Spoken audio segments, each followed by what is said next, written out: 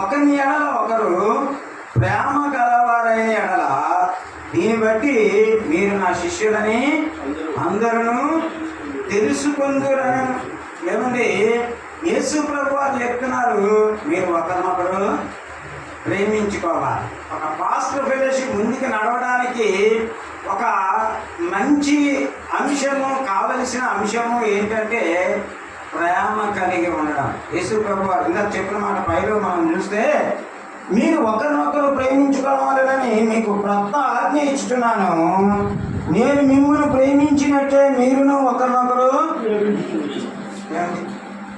దేవుడు మనిషిని ప్రేమించినట్టుగా మనిషిని ప్రేమించాలంట కదా.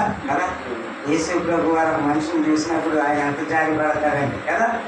మన సహోదరులు అప్పుడప్పుడు కొద్దిగా చేయకూడని పనులు చేస్తారు, చేయకూడని ప్రవర్తన చేస్తారు, చేయకూడని మాట్లాడతారు. అయినప్పటికీ మనం ఏముండాలి ఆ టైంలో?